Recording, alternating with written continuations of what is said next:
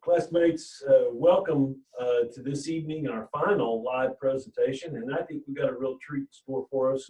We have, again, Ashley Rogers, Keith Malley, and Kendra Sweet. Marcus Bruner will drop in on us soon, and we're going to get started. This is a presentation, and I asked the same team. They presented on Tahlequah young professionals and entrepreneurs, and they did a presentation basically on networking, and which was an excellent presentation. But they all shared a common bond, not only in their affinity and this being their alma mater, but they also shared the fact that they're millennials.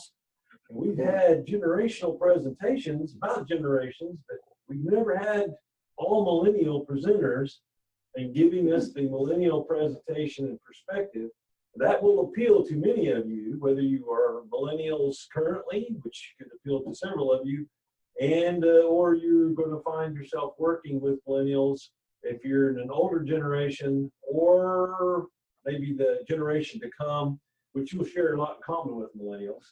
And their conversation with us after the previous meeting was very inspiring to hear their perspective, and probably your perspective, on what the workplace is like, fears, concerns, and it's good to have their perspective. And I think it adds real value to what we're trying to accomplish here with the essential business skills and understanding the people that we work with and their unique perspectives. So if you guys will get started, we have a PowerPoint slide to share with you.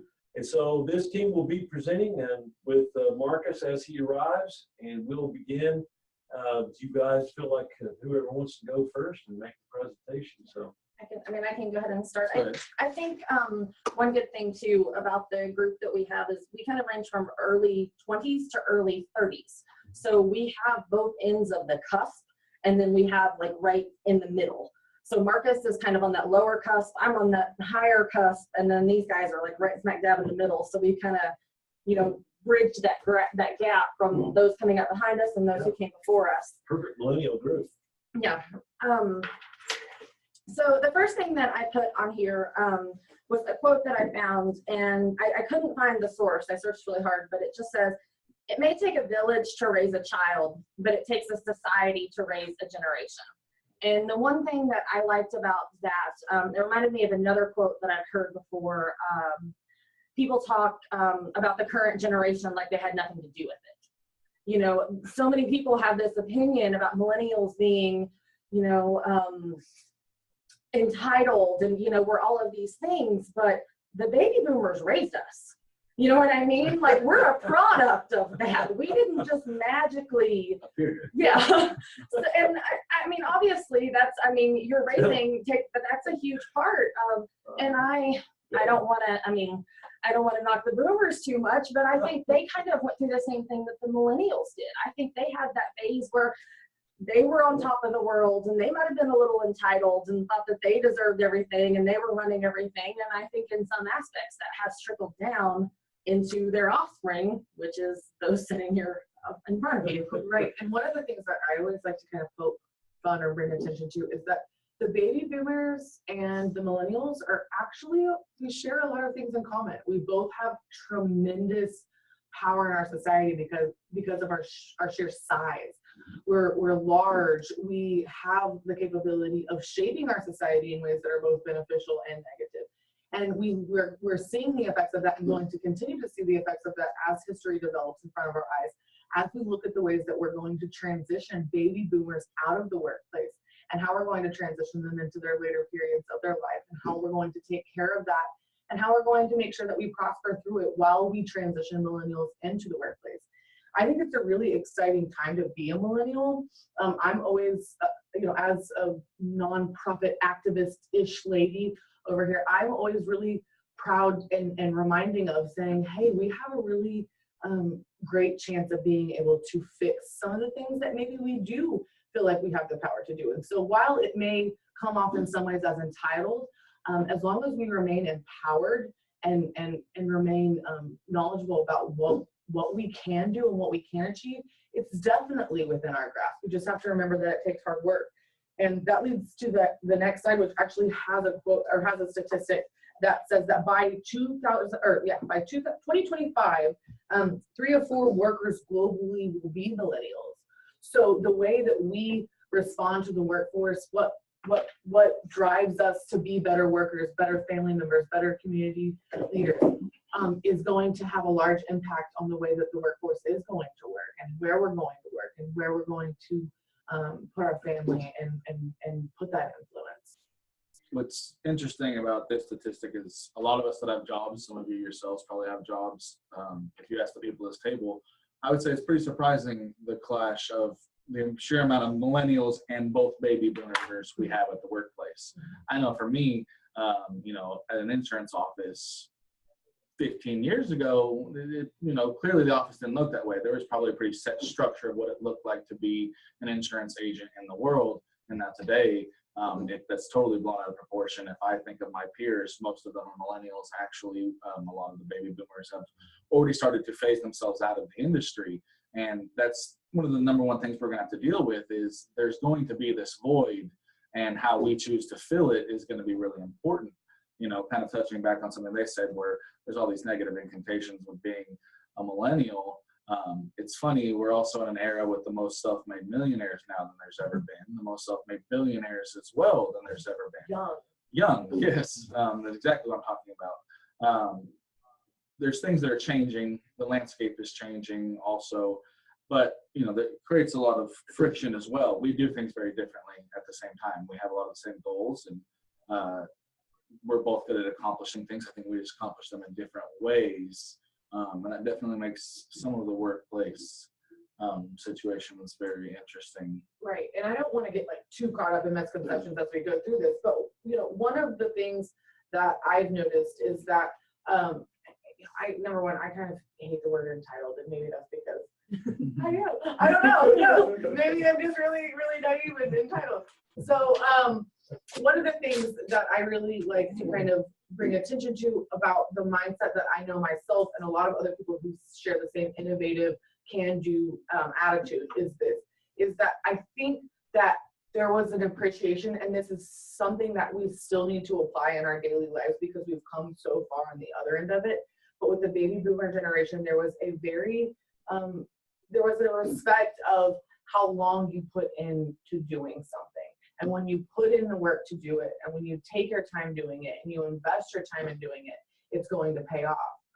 Millennials understand that hard work, good work ethic, staying true to the goal is really important. But we don't necessarily believe that it has to take forever to get there because we have so many advantages at our fingertips.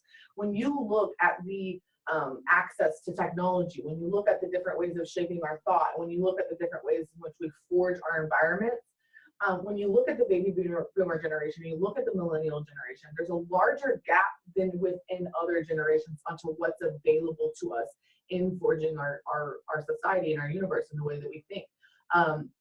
Children are, it blows my mind, and I don't know really what end to bring that to, but that children are now able, baby children in 2017 are able to look at themselves on a screen, distorted into a different reality, and recognize under the age of 8 months that what they're seeing on the screen is them, but not them, which is so much different than where we were 30 years ago when that 8-month-old was looking at itself in a mirror and learning that that's me.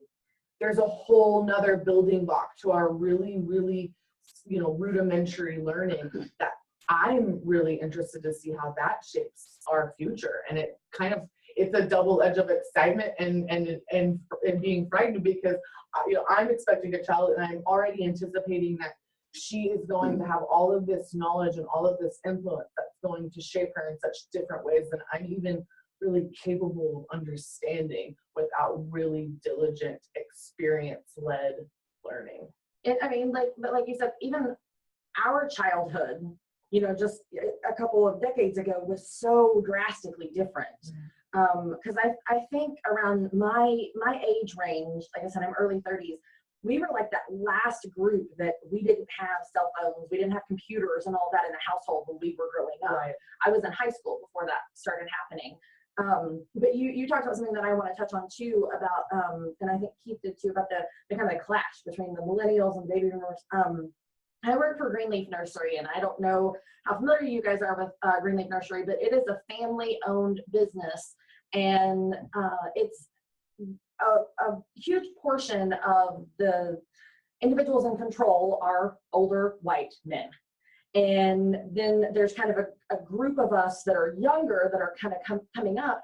And the difference between me and I think like the next person up as far as age is about 20 to 25 years. So you go from like, 20s, 30s to 50s.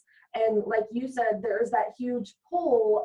I read an article not too long ago, and I wish I had the, source just right off the top of my head, but they did a study with workers where they let them work like four days out of the week as opposed to 5.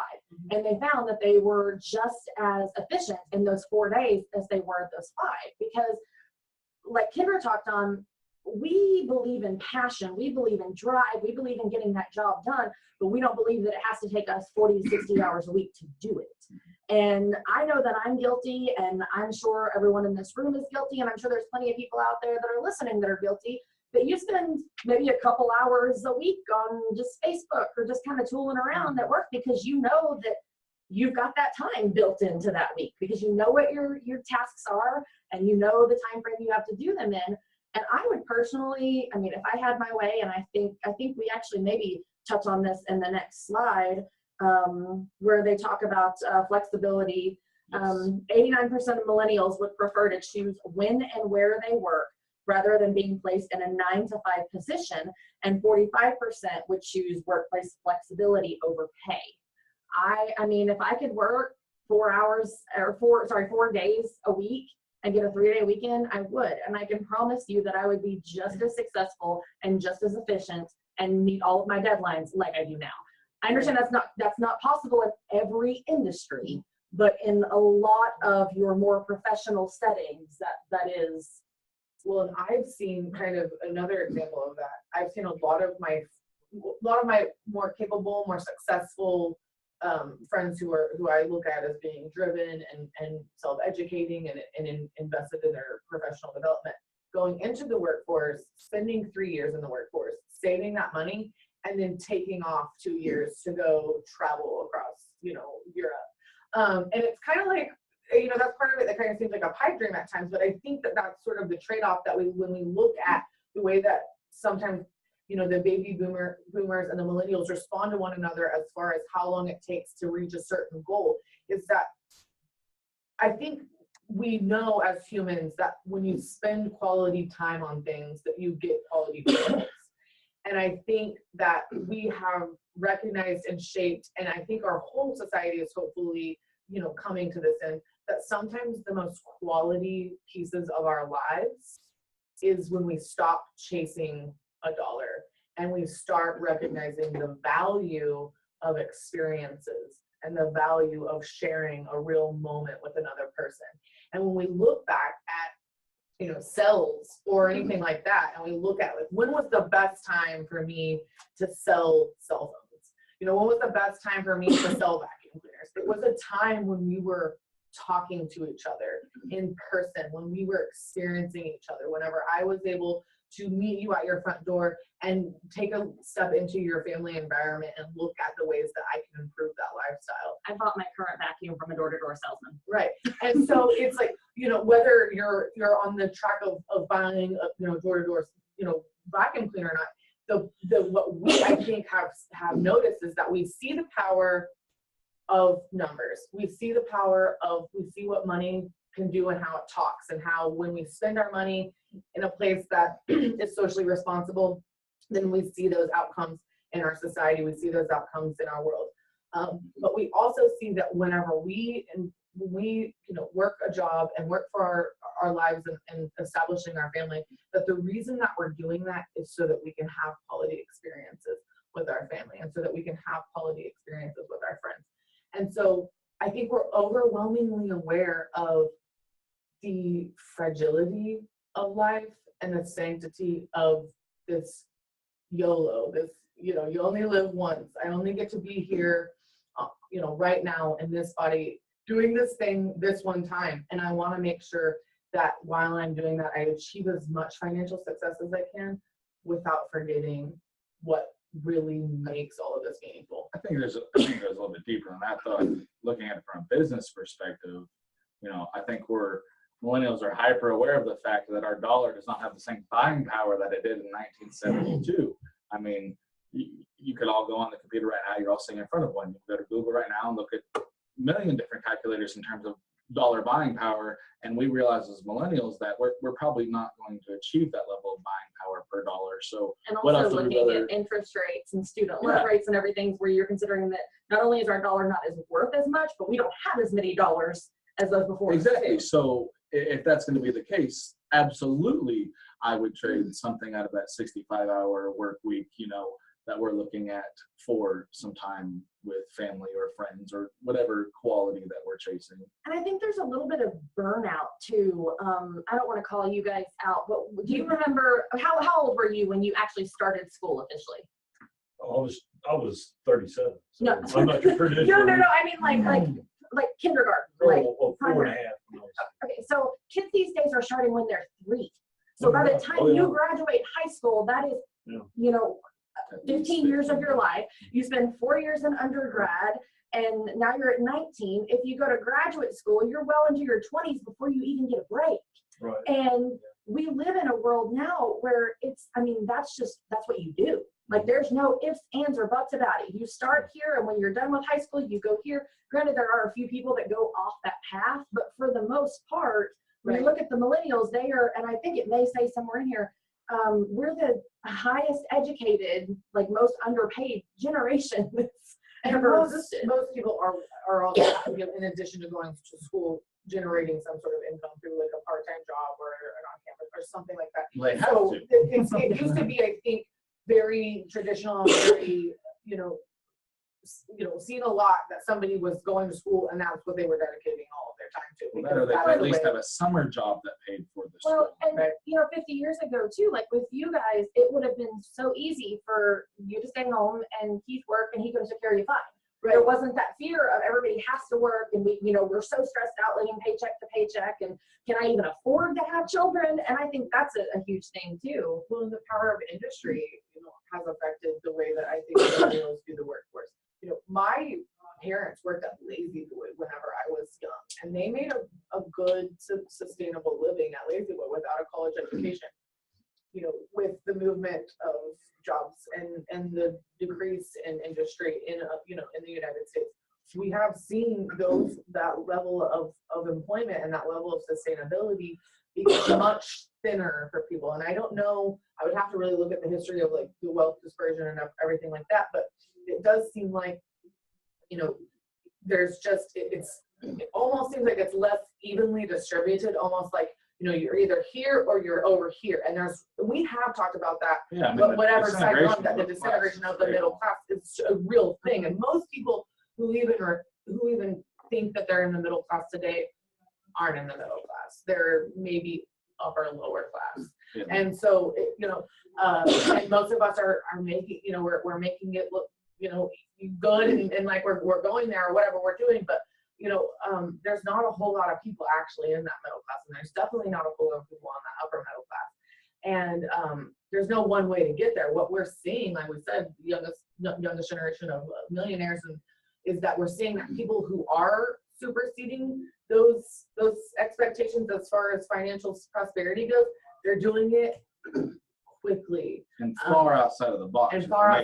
And they're innovating something that's really, when it's done, it seems so simple. And I think a lot of times that encourages that level of empowerment or maybe entitlement to say, hey, my ideas actually are worth something. And even if they're not, like, even if they sound crazy, I'm going to see if it can work for me, because what do I have to lose? Because right now, you could go find a factory job and you could work that job and work 60 hours a week and pay a mortgage, do all of that. But you're making other sacrifices too. So people, I think, are a little bit more willing to take a risk, and they understand too that the environment that we're living in is like a bit risky. So might as well. Let me ask you a question. Now, there's a couple of questions that come to mind here. Maybe this will bring us to a kind of a perspective of why you see this. You mentioned wage disparity, which is a big issue, and will be in your lifetime more than in the boomer. And then you've also mentioned this workplace, this difference in how we measure. Well, So that's, I think the last one we just went past it, 64% of millennials said that they would rather make $40,000 a year at a job they love than $100,000 a year at a job they think is boring. okay. And that's, I mean, I think that's kind of what we talked about and kind of what you're. So let's ask this question, and as it relates to service, and really have two questions very quickly in this. So would you like those 4 days on if you work weekends and could have weekdays off? Just the 4 days or 3 days? I think the importance of whether it's a weekend or a weekday is kind of starting to dissolve. The days off is the more important. You can do things every day of the week. I mean, sure, there's going to be specific events and stuff like that on weekends, but I mean, a lot of our jobs kind of allow for that kind of flexibility Well, anyways with and pre-planning. With all of us, I mean, I don't know about you guys, but I don't, like, I've had an event, I've had something to do after work every day. Like, so it doesn't really, I mean, we're just going.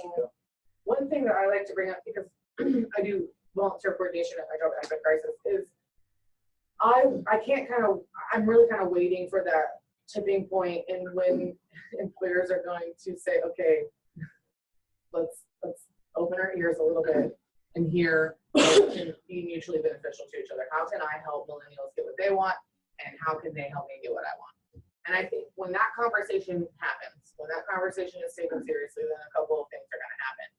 I think employers are going to recognize that what we mean by even making less money is this, and this blew my mind when I learned this, is that what we mean by making less money and being, have a job that we love and service is that we will work 5 days a week, but we would love if you would pay for us to go from 1 p.m. to 5 p.m. on a Friday to donate our time in your shirt representing your company at the nonprofit of my choice. And if you do that for me, then I'm going to put more quality effort into what I do for you, because you've translated to me that you care about rewarding me for caring about the things that matter to our community. Which is Now, this brings exactly what we've got up here. 84% of millennials say making a difference in the world is more important than professional recognition. Okay, so let's ask this question. Big need right now, big growth in America is service. Service industries are exploding. It is becoming the open framework to find work. Now, service, so is the millennial generation, I'm just curious, because I think it's kind of interesting. Are millennials, are they very service focused? You just mentioned this as I was about to ask this question. It sounds like you are, but what about at work? Would you be willing to that working on those days when someone wants to call? People like to call when they're not at work, theoretically. Okay, they need to have their car serviced when they're not working. And are you willing to say support working when it's convenient for your employer versus you? Yes, but it's all a trade-off. Kind of talking about the device freedom on one of the slides here. Go back real quick. If you ask my boss, he probably thinks I spend a whole lot of time playing on Facebook. But if you ask my sales sheet, I think it would beg to differ. Things are changing. The way we view, sure, I'll work. If it's better for my boss to work a night on a weekday, I would love to have, a Thursday, even morning or afternoon off, something where I could go to maybe my kid's school and not worry about whether or not I'm going to get paid for it. A trade like that. Sure, I can pick up a night or something like that, or even holidays. But more importantly, I think we work a whole lot differently. My boss, I'm in charge of not only selling, but I'm heavily involved in the marketing for my entire office. So a lot of my time is spent, AdWords stuffing, things like that. A lot of time on Google Analytics and analyzing where our leads are coming from and things like that, which everything he knows about selling kind of goes back to that knock on the front door and introduce yourself. I'm not saying that doesn't work, but I'm saying that people are a whole lot busier now than they've ever been, and people are looking at their phones, obviously, now more than they've ever been. So I have to reach that market somehow. So to him, it may appear that I don't, value his values, or I'm not making the best use of my time at work. But, you know, I know that I'm connecting with these people, and I know the amount of people I'm connecting with via the internet, Facebook, Twitter, you know, Instagram, whatever. It doesn't matter. I mean, I'm everywhere, whether it's business professionals on LinkedIn, which people would be surprised about the amount of business conducted through LinkedIn. I mean, you can have an entire, you know, one of these solely based off of that. Where I'm reaching these people that my office is officially closed at 5. How many millennials can I meet with that are going to school and working to pay for college full-time jobs between the hours of 9 to 5? Not very many, you know. That's a lot of the buying power, especially when we look at a lot of the services like first-time cars, first-time homes, financial planning, you know, even marginally safe financial planning, bonds, safe, you know, lower return mutual funds, fixed rate, you know, annuities, things like that. That's who you're looking at for these first-time buyers. That's who's going to buy these. Those are the people investing in your communities. Those are the people that are purchasing the plants from Greenleaf, using the health services that Marcus and his business provides. You know, those are also the same generation of men and women starting families that Kendra sees on a daily basis. Find a measurement that really is the bottom line of your company, maybe the triple bottom line of your company, and measure me by that, not my hours. Not how I get there, but what is the total output? That's the important part. Flexibility, though, there has to be a give and take. I mean, obviously, I'm not going to always be going out of my way to help. I mean, I hate to say that, but there's going to come a point. I'm not going to be working, you know, 7 hours or 7 days a week because John has to get his car checked this day and then has to go to his kids this, you know what I mean? Like, everybody has to work together. But I think as a group, I think we are really good. I think that's one thing the millennials have going for us. We work really well together. Like, we're really, everybody else, you know, it would say entitled again, but I think we are really good at almost being kind of self-deprecating and realizing what our strengths are and what our weaknesses are and helping one another kind of fill those gaps. We're a very open generation. Well, I think it comes down to, okay, I had a class in college where my professor was from Taiwan, and I won't go into, but I would, you know, anyways, the conversation, the first day of class, I mean, we were speaking right over each other. Every time I thought I was making a statement, she thought I was asking a question, and every time I thought she was asking a question, she was making a statement, and we thought, we're like, why is she arguing with me? I don't understand. And then I'm, you know, we couldn't understand each other. On that day, I recognized how Americanized I was. I thought, what's going on here? Well, I understand what's going on here is that I am one of the most Americanized women. I think that I deserve, or I know that I deserve, but you know, whatever, which is something that even language, even me saying, I know that I deserve, that's very American of me. Me believing that I have a right to being seen as an individual, as a woman, and as a person in my society who has these specific set of skills that can be utilized to better the community. That's really American of me to believe that I possess individual skills inherent to me that can be shared with others. And so it comes in a twofold.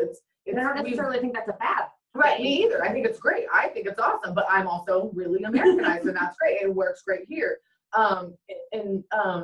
Some people look at it as empowering and powerful. You know, in other places it might look at entitled. It might look disrespectful. It might look challenging, whatever it may be. But we have these two things that we really love, I think, and you can see that in our social media. You can see it in our expression of ourselves. You can see it in the sheer number of people who get more tattoos these days, who have facial piercings, who change their hair to the color purple instead of brown, blonde, or red.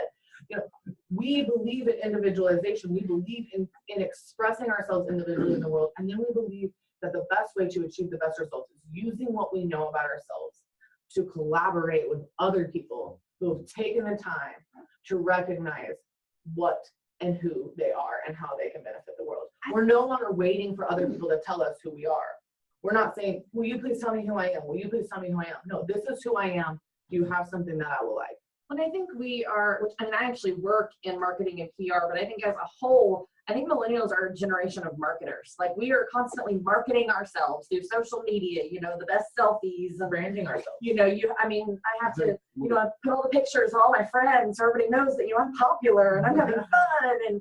And so I think we My do. face top 10 was so stressful. Oh, it really was. But I think we just are, but I think that in some ways that is beneficial though, because like Keith said, you know, you do have to pay attention to that in almost every job that you're in. I mean, whether you realize it or not, like when you go out into the world, people are judging you. They are looking at you and they are making conceptions, whether they're true or not, about who you are as a person. And if, you know, I'm the world's worst, I will face stalk you like, or Facebook stalk you like there is no tomorrow. I will find out things about you on the internet that you didn't even know about yourself. And that, but that's the world we live in. Do you know what I mean? Like, and so we have to be very conscientious of what we put out in the world.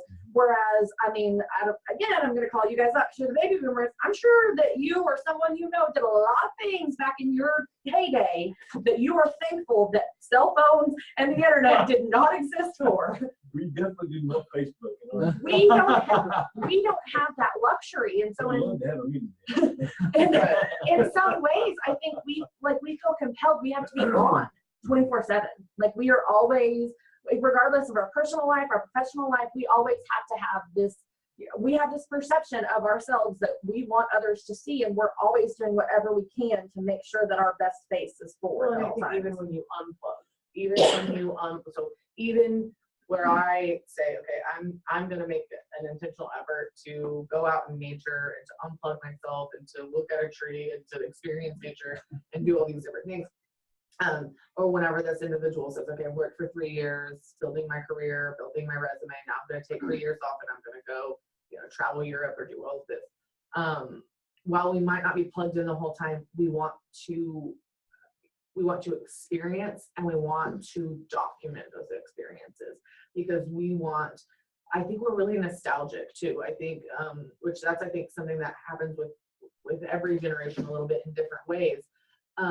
But we're very nostalgic about those times before we really recognized that the world was this very fragile, you know, ever-changing place. And once we realized that, we want to hold on to those moments that you feel free and you feel okay. Because I mean, every generation deals with different trauma, with different things.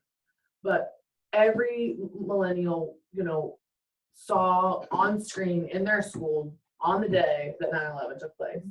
And every single one of us, I mean, we were taken to rooms, we were doing, you know, the Oklahoma City bombing was during that time in the millennial generation. We have a lot of different pieces. We've seen a lot of history and a lot of really you know, big growth and really different, you know, trauma that makes us highly heightenedly aware of the way that the world is kind of volatile, and so we want to plug in, we want to plug out, and we want to document.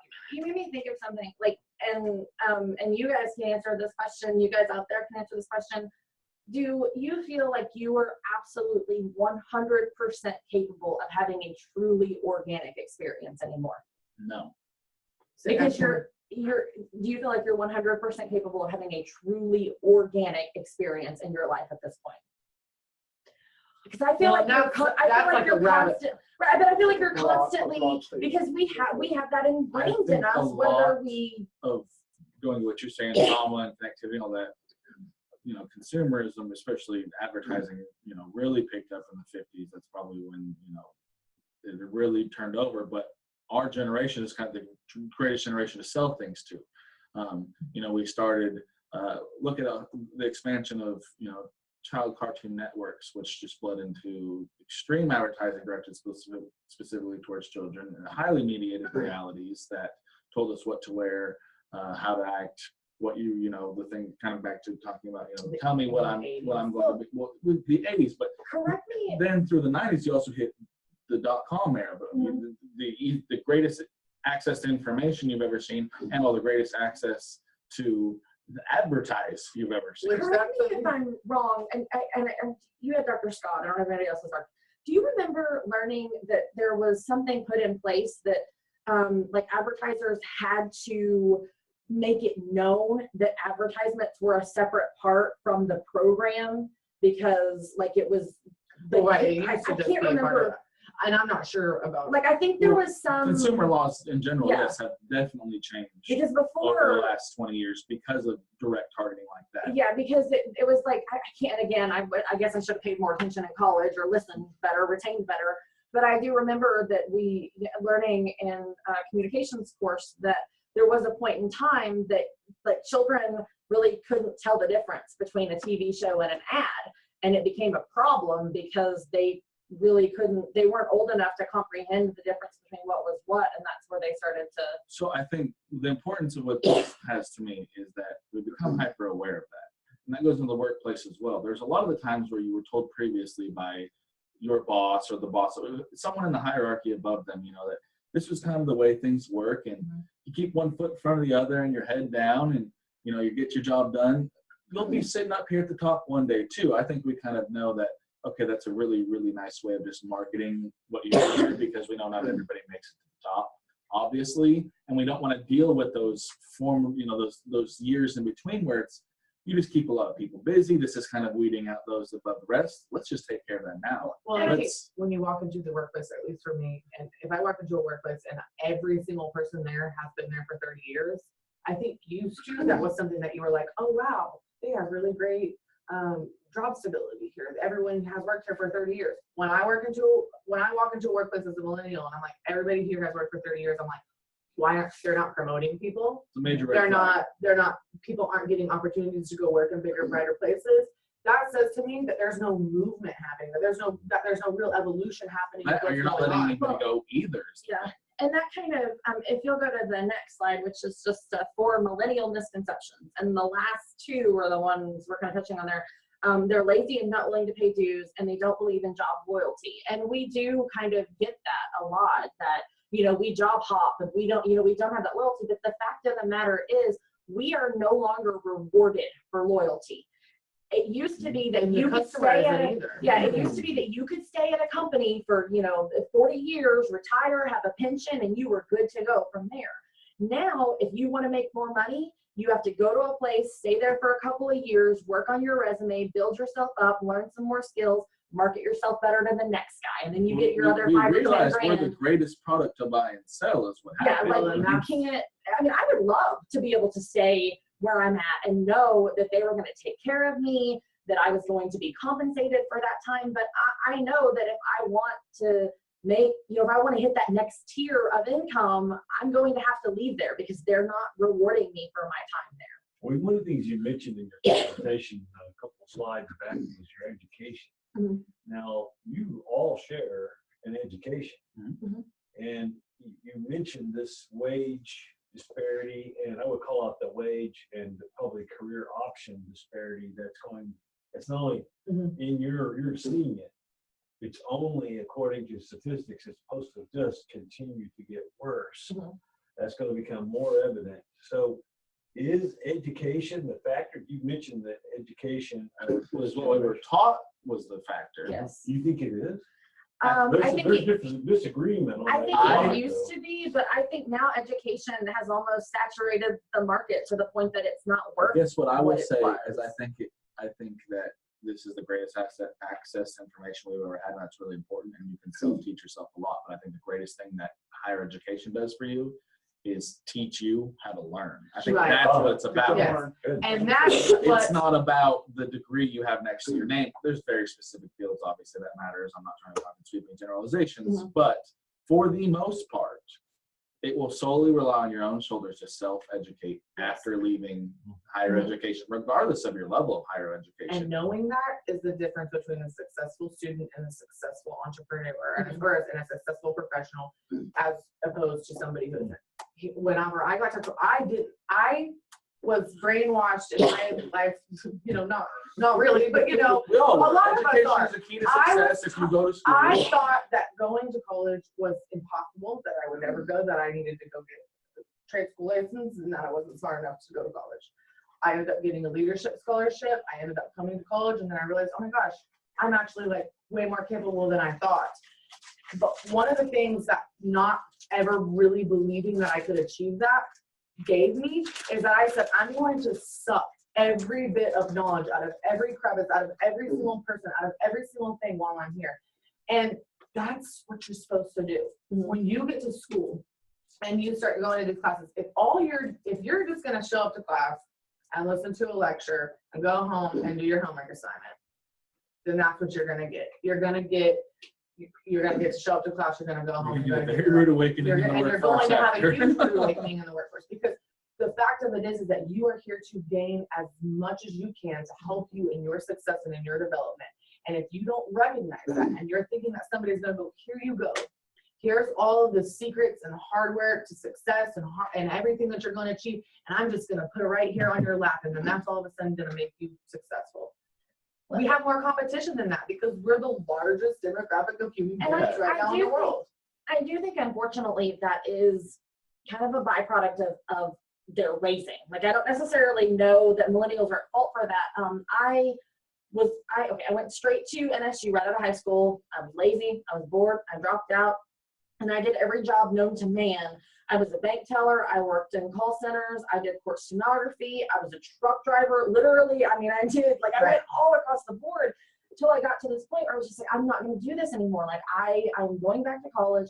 And when I went back, my mindset at 28 compared to 18 was night and day, because I had experienced the real world and I knew what it was like. And I remember having instructors ask me, like, how can we get these students to be more like you? Like, they don't care, they're not paying attention.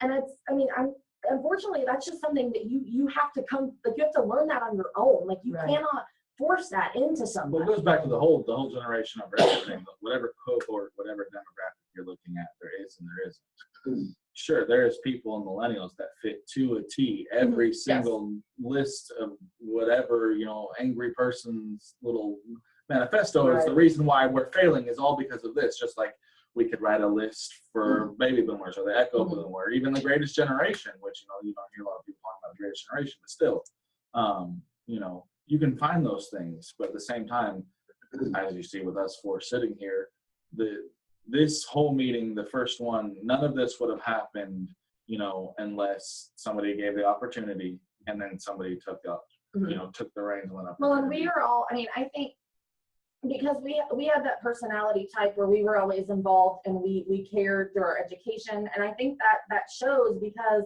the reason that we are here now is because we are all active in our communities. We care. We want to make a difference. We want to be involved. We don't just want to show up and do the work and then go home. Right. Well, I think what's important for me, here's what I like to explain. So you're saying that you as a group of millennials don't fit all the millennials? Absolutely. No. Okay. Just like every baby boomer is not the same either. No, absolutely. Right. There's no way to generalize that many people. There's going to be common characteristics, but at the same time, you can pick outliers on both sides all day long. There's going to be I think also, deviation.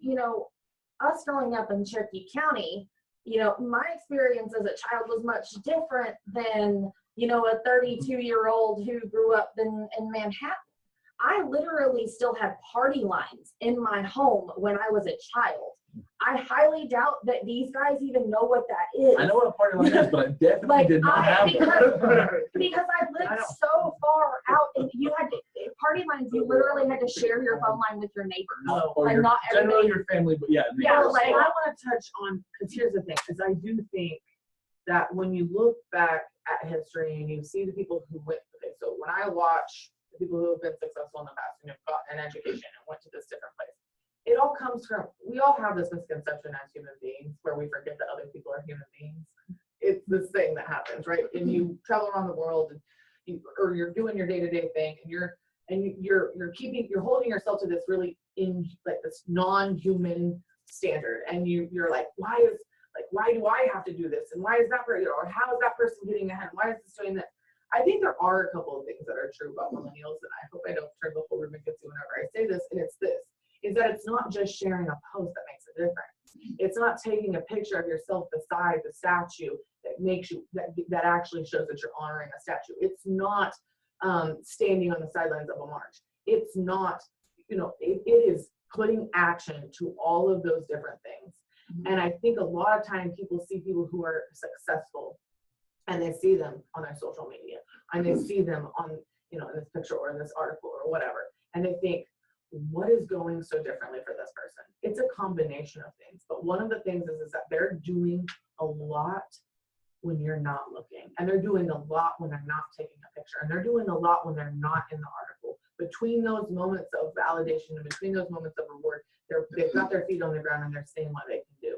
And you know, I think what you had touched on, what was the other thing? Because it was about millennials and Thing where you were raised, like, geographically. well, no, being before that. different? Sorry, it's okay. No, But no, you're fine. basically, that's my point. You Is have that there Thursday is brain and I have yeah, microbrain. there is actually like, you know, I think some misconceptions. Oh, that's what I was going to touch on. Is that really, I think, for a lot of millennials, and I almost try to like talk to my friends before this happens because I feel like it, you know, gets a lot of people blind. Is that the hardest point of my life and development as an adult wasn't going to school, wasn't having a job in addition to going to school and being in every organization and being the busiest bee in the world and looking great and doing all of this. That was something that like I did and I achieved, and for somehow I was doing it and I was on autopilot.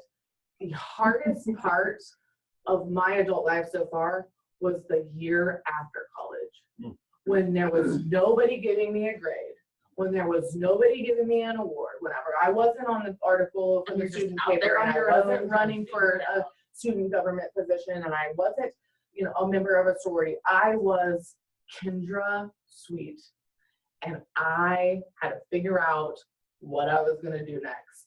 And there's this big part of the experiencing of the millennial that says, I want to be in the moment and I don't want to forget to be in the moment. And that is wonderful. And I appreciate that. And I want us all to live that way. But there's also a piece that says that we forget we're human. Part of this life is to be in struggle. And the true test of success is that you continue whenever it gets hard.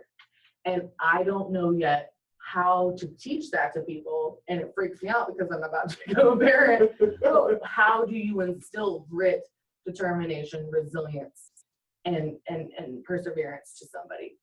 The only way that somebody really learns how to do it It's to is live by it. doing it. Well, one of my favorite quotes, I know we have to wrap up pretty soon, but you talked about social media.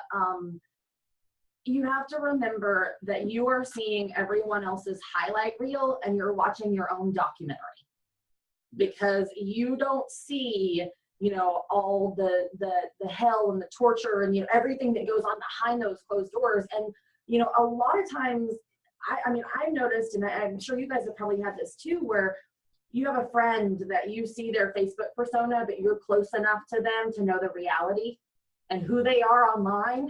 Could it be further from what they're going through in life?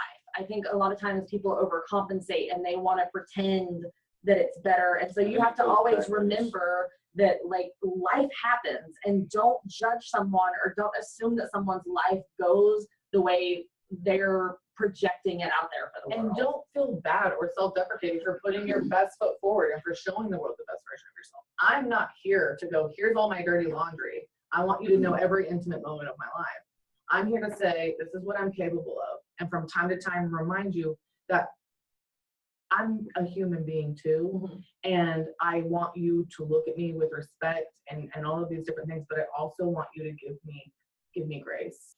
And when we do that for each other, we empower one another. And part of the social media technology, you know, world that we live in, it creates a dynamic where people don't want to show their true selves. And what I want to say is that it's okay to do both. It's okay to put your best foot forward. It's okay to brand yourself. It's okay to limit what you put on your Facebook and for that to be your highlight reel. But also make sure that you're finding people who you can really trust, who are really empowering you, who maybe you don't ever have to talk to unless you're in pure desperation of needing someone to tell you how capable you really are. And don't judge your behind closed doors by their highlight reel. Right. Don't Yeah, expound on that one. like, don't, you know, if you're going through, and I've dealt with this, and I actually did a research paper through my graduate program about mental health and social media. And social media has a really negative impact on mental health. And when people are depressed, they are more apt to navigate towards social media because they're trying to find like that human touch that they can't, you know, they're having a hard time connecting with.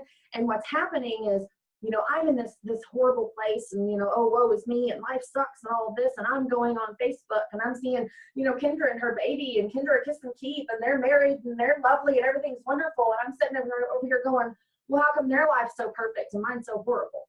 You have to remember that their life isn't perfect. You know, when they go, when the camera stops, like not to say their life is bad, but when they have to go home, like they have to deal with the reality of life just like I do. Right. Just like you do. And we've been married for almost a year now. Marriage isn't, you know, the best. Like marriage isn't the picture on the Facebook. Marriage is the times whenever you're like, okay, like we are committed to spending a lifetime together. We gotta figure this out.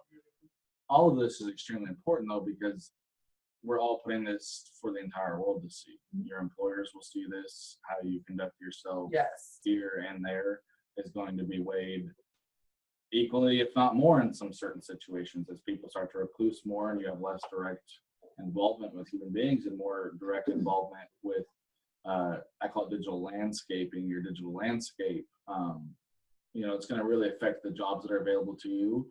How your employers or your other, you know, coworkers are going to view you. Well, that's a good point. I always tell people because I feel like I would say, hey, if you need help with your resume, I can help you with your resume. Because here's what I always want to tell people is that they're not going to put on your resume. They're not going to put on the job description. All right, so you're going to work at this front desk and there's going to be these really grumpy people who walk in every day. When they walk in, they're going to pile up in a line for 15 deep. And once they get 15 deep, the phone's going to start ringing. Once the phone starts ringing, you're going to need to actually send a fax. Once you send a fax, you're going to need to, no. They put their best foot forward when they put that job description out there. They say, here's what we're going to have you do. This is what we're going to have you do. Customer service manager. So you do the same with your resume. You don't go, you highlight your skills. You highlight what you're capable of. You highlight what you've done and you marry those two together. And one thing that I learned through working at a crisis agency that I wasn't really good at when I first entered into the professional world is that flexibility is really important. And it should be something that's mutual. I hope that every individual eventually has an employer that's flexible about their life and says, okay, you have a sick child. I understand that you need to, that's fine. You can stay home, or you're sick. You need to take care of yourself. And it goes the other way where it says, okay, I know your job description says a certain thing, but right now I need your skills right here. And could you use your skills for this? And so I preach all the time, and I think people probably get tired of me saying it, but there's no such thing as it's not your job. You know, and that's a piece of work ethic that if you will just say, okay, there's no such thing as not my job, and every single thing that I do speaks of my integrity as a person, if not to my coworkers and if not to my boss, at least I go to bed at night knowing that whenever there is something that needs to be done and whenever there is a call that needs to be answered, that I am willing to go there. And once I know that in myself, then I start being more conducive to the entire environment. And that nothing speaks louder than your action. And your action is such a great example for others. Once people see that you're willing to go the extra mile, they're willing to go too. Is there like a variety? You mentioned commitment and grit. So integrity's there. There's this, if you will, I would call it authenticity. And you've mentioned these things. So I'm agreeing that how we learn this grit, determination, stick to it. Is there a particular focus that defines this generation? What is it you guys see as the higher or the highest calling that you see? Well, the major difference is efficiency. We really do not like inefficiency. In the workplace. We know that by creating a bar, you're only asking people to reach the bar. A minimum. I think as a whole, like if there was just like one statement we could say as a whole that like our generation is attempting to achieve, I think it is happiness through balance. I mean, yeah, I would agree. And I don't think we've figured that. I just want to make that loud and clear. We don't understand how to do that yet. We're not balancing. Right now, we're way too nose deep in our phones. Right now, we're way too nose. But there is a hunger that is human that that wants to be in the experience. And you can tell when you look at someone, or when you talk to someone, or when you work, or when you're with somebody, if they're actually experiencing or if they're just faking it. And the truth is, too, is that the way that you see the world is very, very impacted by the way that you see yourself. So if you feel like everybody around you isn't authentic, chances are that you might not be being authentic to yourself. Because when you're living an authentic life, when you say, I am doing what I want to do because it makes me feel happy and it makes me feel like a contributing member of society, and it makes me feel like I'm leaving a legacy for my children and my family, you don't care who else is being authentic.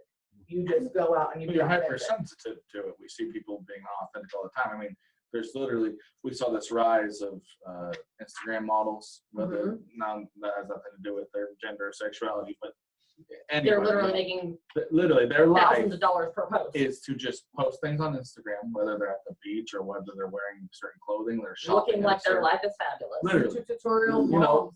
Yeah. But, you know, it's even further than that. They've created businesses off this model. Well, then eventually, you know, fool me once, shame on you, fool me twice, shame on me.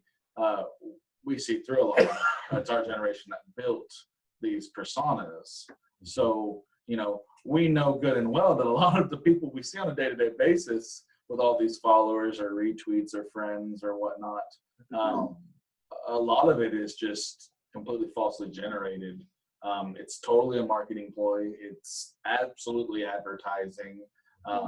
They know that they can sell whatever they want at that point, or do whatever job they have better based on how many people believe they're good at I it. saw an article over the weekend where like Airbnb, and I want to say it was Kylie Jenner, one of those Jenner Kardashian girls, they kind of got in trouble because Airbnb had given her like a place to stay for free. And she posted it and says something like, you know, wonderful room at Airbnb, or thank you Airbnb. They had to take it down and repost it because she was not explicit enough in the fact that it was a gift. So then she had to say, thank you, you know, for the gift, you know, birthday room Airbnb, because the first time it wasn't explicit that Airbnb had gifted this to her. And it's, I mean, I would love for somebody to do a case study on that family, because they're a prime example of just like making money out of nothing. Really back to your question with millennials, Yeah, close us out. success and failure are two things we have in our head all the time. And to get to success, we don't really know how to be successful with this age group, because everyone that is successful is older, and they're bestowing on us their wisdom, but their wisdom is not really caught up to this year's to do that. We can do hard work. We can work 9 to 5 all day, but 9 to 5 won't make us successful like we want to be. Like the people I think before us, that's right? I think that's almost perfect though, like literally for the The last last slide that I slide had really there, is was a George perfect. Orwell quote. Every generation imagines itself to be more intelligent than the one that went before it, and wiser than the one that comes after it. So we can win, and we can move back and forth with that. We win as millennials if we keep remaining. If we keep a few things about our current. One of my things on my Facebook that says striving to stay hungry and foolish. Okay, I've had a lot of older people say to me, oh, "Don't worry, one of these days you'll get jaded. One of these days. Don't worry, one of these days you'll give up those pipe dreams of yours." I hate that. And my boss always tells me, "You're so young. You just don't know what you don't know." Well, Why how do you will want I to beat know that out that of us? Unless you experience. you experience And it? so I am striving every day to stay hungry for success, to stay hungry for my naive dreams, to stay hungry for the thought that's going to pop into my mind and just revolutionize my life and set my family and my whole being generations, you know, light years away from where we're at. I want to stay that hungry, and I want to stay foolish enough to know that I don't know everything, but what I do know is valuable, and that I have the ability and I have awesome resources by listening and experiencing and seeing what other people know in addition to myself. So if we can keep an open mind to the people who come after us, if the next generation, because they're our last hope for our environment. They're our last hope for some of these different things. If we There's a keep our ears possibility that open, we are our last hope for right, our environment. that's I mean, true. If we keep our ears open, if we keep our possibilities open, and we remain empowered and hungry and foolish, then we have the ability to make amazing changes in our society. I think in the next 20 years, once that senior generation gives over the ranks to us, you'll see a major difference in between how businesses are run, Mhm. how the government is operating, Yeah, how school now operates, and you'll be able to get a degree at your house. You'll be able to get a master's at your house. You'll I'm be able to get literally, I am doctorates. getting my master's in my Yeah. house. and what I'm you almost done have with the it. ability to do, create, and influence will be valuable in that we don't want the cheapest, cover anymore. We want the one that It's gonna I protect can, our investment. I can probably afford, but hopefully, and it gives me quality, and it lasts, and it shows that it cares about me. And I think if we can remember that that jaded mentality that's kind of been, pushed upon you and remember like how that made you feel, because it almost kind of like beats that, innocence out of you and kind of makes you leery. You maybe focus differently, or you do things differently than you would have because somebody's telling you it's not going to be the way you think it is. Like let them experience it the way that they think it is. Like the generation after us, don't push our experiences on them. Let them have their own experiences, and if they turn out jaded at the end, okay, but we didn't make them that way. They got there themselves. Right, and it all comes down to empowering yourself and empowering others. And it says, okay, if it doesn't bankrupt me or hurt me or my customers or myself or my business, what does it hurt to give you the outlet and the amenity to create your own pathway? And I think once we release those scripts and we stop saying, because I think it's all about fear. It's all about survival, and it's all about fear. And I think that's why it shows up in every generation. Is we have to protect this success. There's only enough for so many. We have to protect this happiness. There's only enough for so many. Mm-hmm. Guess what? We can all have it. We can all have it. We can all have it all. And we don't all have to have the $50 million home, but we can all have everything that's important to us. And if we remember that, then we're going to be okay. I think that in conclusion, you guys have mentioned a lot of issues, and you're facing a lot less degrees of freedom from responsibility. You guys are going to be facing it right off the bat. There's not going to be any fluff in the businesses, the companies that you work for, and you guys are going to be right out there. You're kind of like you would be ready for the challenge, and I think that it will be interesting creating that system. That's going to be a change. It's going to happen, and you guys will make it happen if there's anyone who can do that. Classmates, thank you for your time. Thanks. And Thank you. hope you've enjoyed a very interesting introduction to this generation, and I hope that you found yourself resembled in these comments. So thank you. This will be our last presentation. We appreciate it. And Marcus can talk, we just don't let him. Thank you. Bruno 16.